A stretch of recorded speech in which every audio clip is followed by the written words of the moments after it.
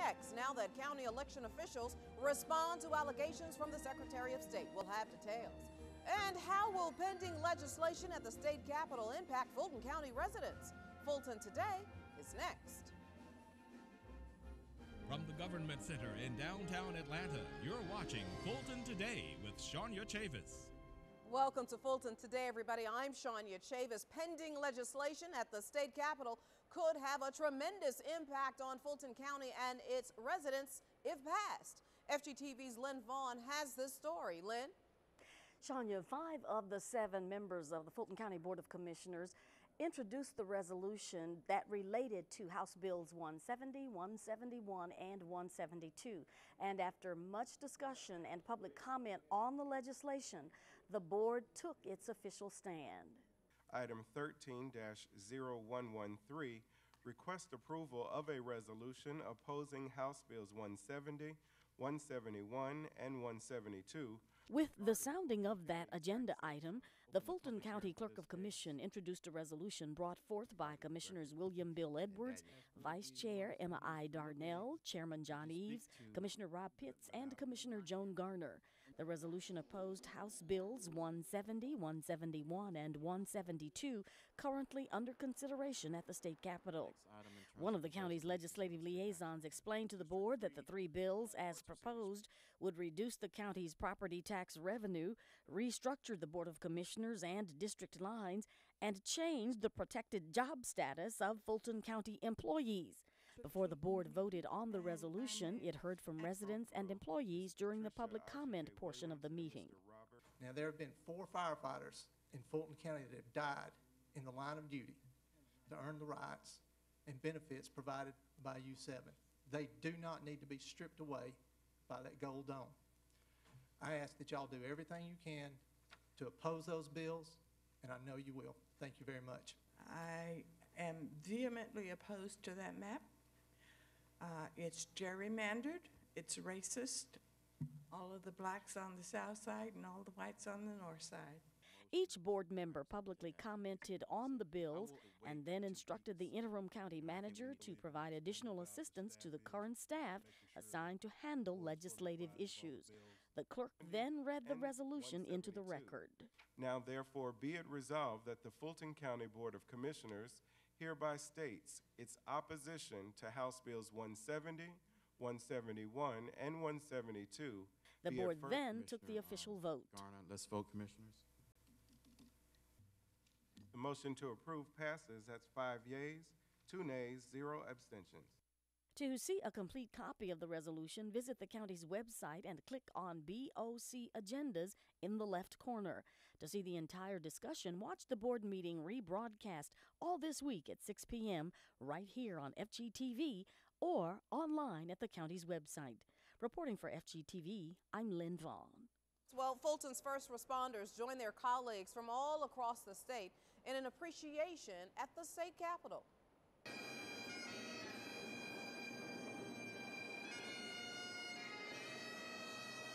The sounds of bagpipes and drums echoed through the capitol as hundreds of firefighters took part in the 41st annual ceremony, a day set aside to honor them for their bravery and dedication. To me, there's nothing no more important than recognizing those who go above and beyond, lay it all on the line, give it day after day for the betterment of humanity. And you know, there's nothing more important than recognizing those contributions. There are over 30,000 firefighters in the state of Georgia. After months of questions and accusations, Fulton County election officials appeared before the state election board to answer questions about alleged vote tampering. FGTV's Annalise Baker has been staying on top of the story, and she joins us now to tell us what's next. Annalise?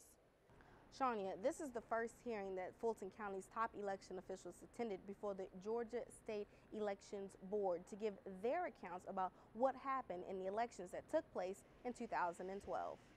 Though it was their first face-to-face, it may not be their last. Poll managers and workers, witnesses, and some Fulton County residents left standing room only just before the initial hearing commenced. State Election Board meeting to order. The Secretary of State's investigator, Chris Harvey, informed Fulton County's Registration and Elections Interim Director, Sharon Mitchell, and her staff about accusations surrounding the election that took place last July and November. The concerns range from the handling of provisional ballots to voter registration applications. However, the interim director notes that her staff even made improvements on the plan that was set long before Election Day. Certainly had a better outcome in terms of procedures, in terms of processes, in terms of the way that we manage the election, from early voting sites to how we manage voters on Election Day, and certainly we had a great improvement of our absentee ballot process. According to Mitchell and her staff, Fulton County's 347 precincts had twice the amount of required provisional ballots, making that 50 provisional ballots per precinct on November 6th. Out of the over 500,000 registered voters in Fulton County, 150 complaints were reported to the Secretary of State's office, while a number of compliments were reported to the Registration and Elections Department. We had very positive feedback as a result of those experiences. We had written documentation from voters who compared it to their previous years and experiences with Fulton County. Election officials are reviewing and making changes to prepare for the next election, along with help from the Secretary of State's office. We don't know what they have in plan. We do know that they're implementing a new voter registration system for 2013. We believe that is going to improve a lot of our processes that we have, that will streamline some paper processes that will be more automated. The Georgia State Elections Board will meet again on February 21st, but it is unclear at this time if the meeting will solely focus on Fulton County's elections. No matter the outcome of the hearings, Fulton election officials are confident they ran a good election. Reporting from downtown Atlanta, I'm Annalise Baker for FGTV.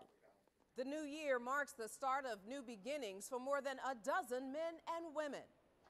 They are the latest graduates of Accountability Court.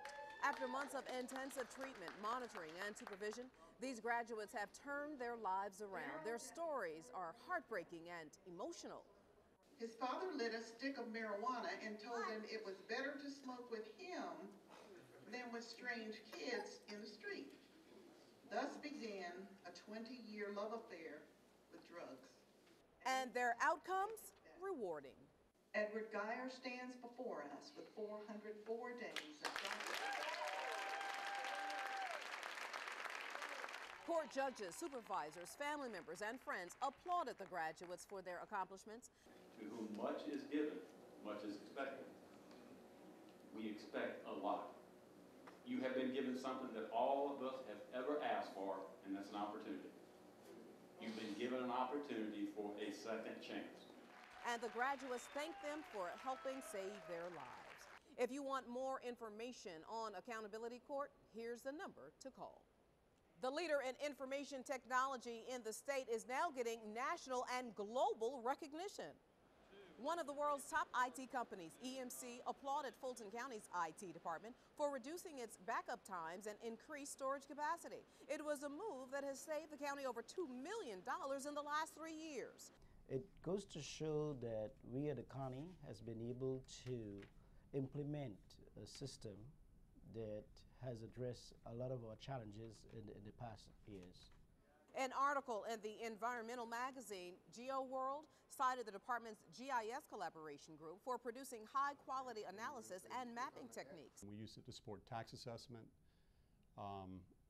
transportation, planning, E911 operations, water and sewer operations. So it's really become indispensable to many county operations. The county uses GIS technology in registration and elections, public safety, and the health department. And still to come, the beauty of Georgia is now on display at the Chattahoochee Nature Center. We'll have a preview and much more in our district-by-district coverage next.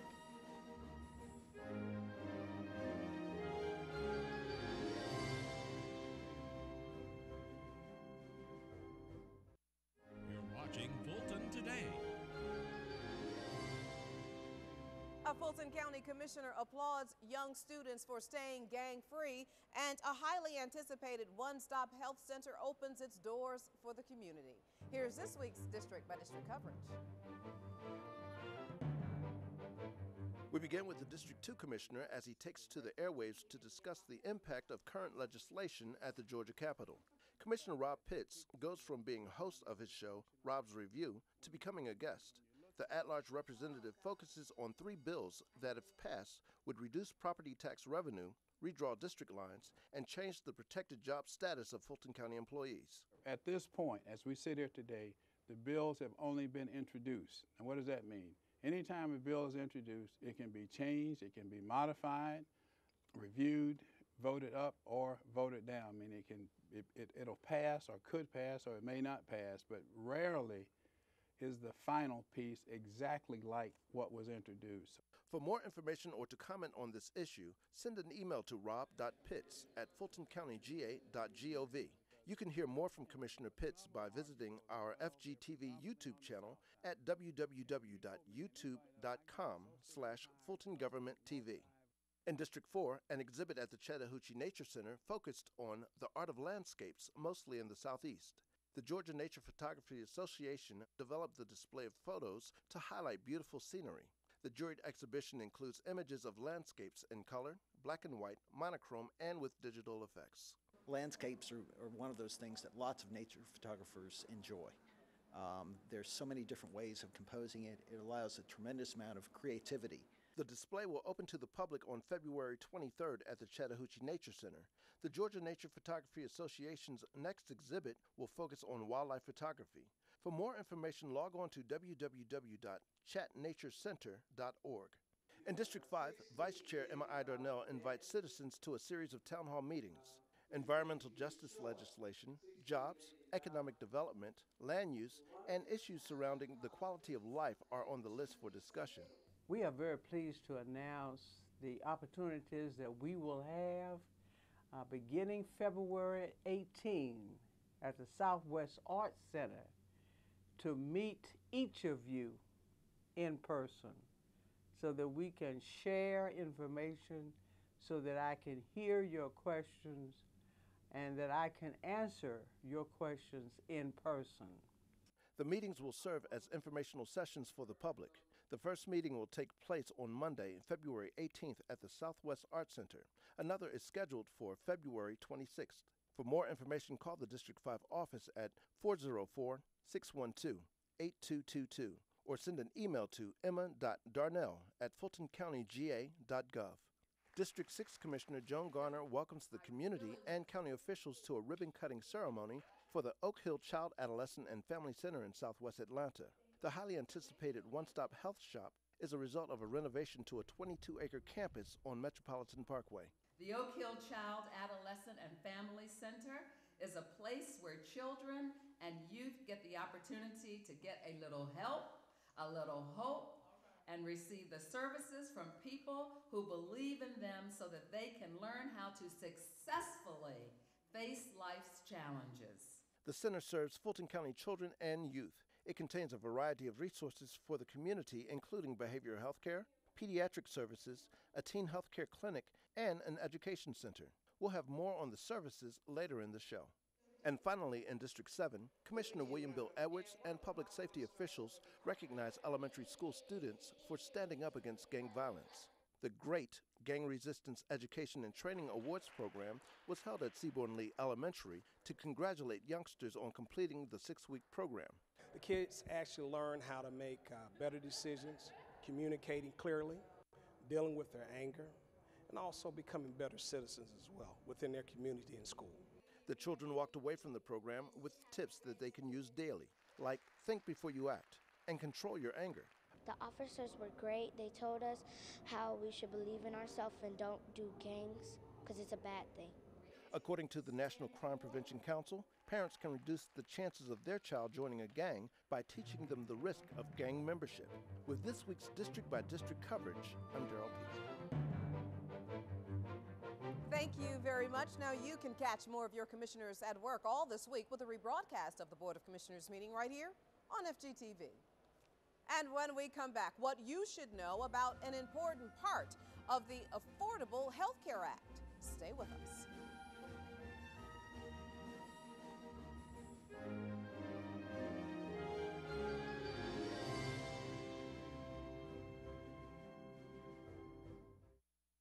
You're watching Fulton Today. Portions of the following segment are part of the Fulton County Common Ground Initiative. Common Ground, the county's comprehensive solution to the problem of health disparities in the community. The new health insurance marketplace tops this week's Common Ground report. A huge component of the Affordable Health Care Act signed by President Obama comes online later this month. It's the health insurance marketplace where families and small businesses will be able to purchase high-quality health insurance plans. Health Services Director Dr. Patrice Harris has details of the plan. Doctor, welcome back to Fulton today. Hello, Shania. Thanks for having me. So, Doctor, explain for everybody exactly what the new health insurance marketplace is. Look at it as a health insurance marketplace, a place for individuals, families, and businesses to be able to go and explore options as to obtaining health insurance. You will be able to go online or talk to folks live. You'll be able to explore options. Each of the plans will have comprehensive coverages from payment for doctor visits, medications, and hospitalizations. And the good news is the information will be in plain language, so it will be easy to understand.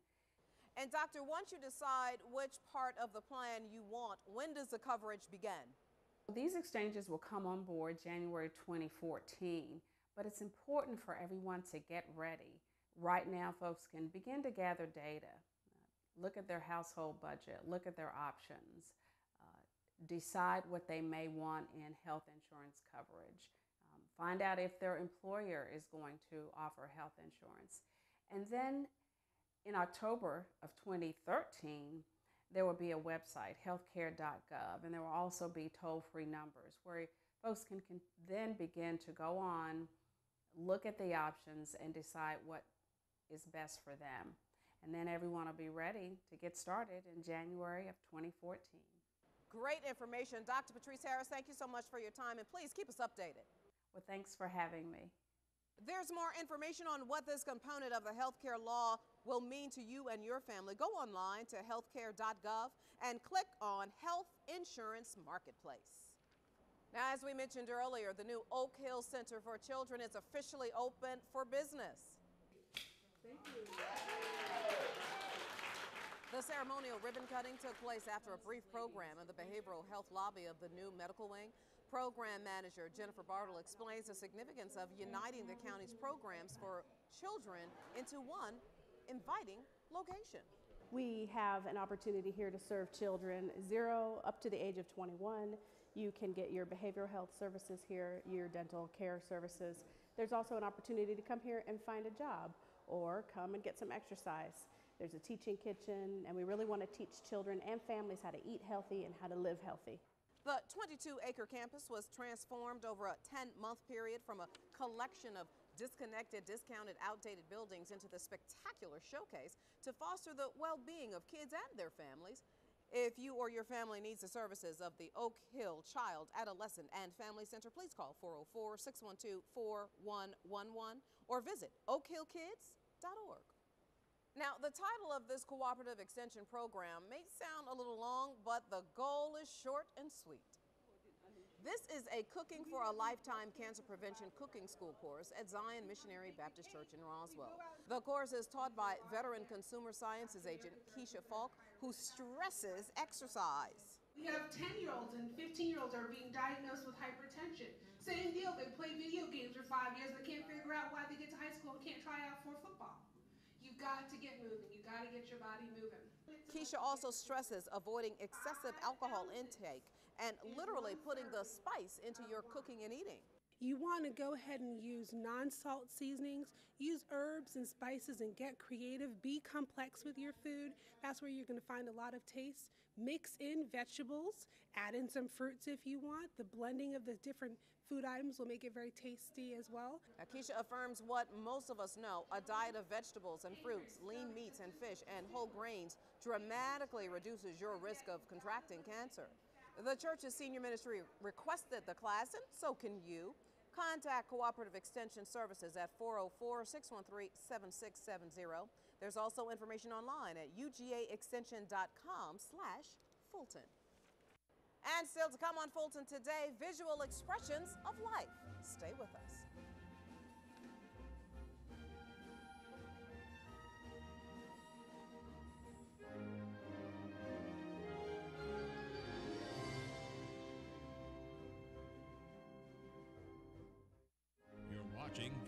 Today. Some Fulton County youth are hitting the campaign trail just a little early. Students up to the 5th grade are already outlining their political agendas for the If I Were President essay contest at the Mechanicsville Library. All papers will be graded by a former teacher on grammar, punctuation, and sentence structure. Students are also encouraged to think outside the box. I figured what better way to express themselves were if they were president, to tell me exactly how they would feel if they were president and what changes they would make. Since the essay contest started 4 years ago, students have tackled a number of issues in their presidential essays, like changing school lunches and putting an end to violence. February 28th is the last day for the submissions. Winners will be announced the first week in March. For more information, visit the library's website. The phrase, "a picture is worth 1,000 words," has some artists believing just the opposite. The exhibit is called "A Word is Worth 1,000 Images," and that word is silent. Artists showcase their expressive forms of art at the Southwest Art Center. All of the works have an underlying expression and used mediums from wood to mussel shells to convey various messages. It's really about expression and how we choose to express and how we choose not to. We either shut down or we come all the way out. A Word is Worth 1,000 Images silent exhibit runs until March 8th. For more information, visit fultonarts.org. And before we go, our reminder that we'd like to hear from you about the stories and programs here on FGTV. Go to our website to take a survey or email or call us. The number 404-612-8317. The email address is fgtv.feedback@fultoncountyga.gov. You can also follow us on twitter.com/FGTV, friend us on Facebook, and watch us on YouTube. Well, that does it for this edition of Fulton Today. I'm Shania Chavis. Thank you for joining us. Join us each week for news around and about Fulton County.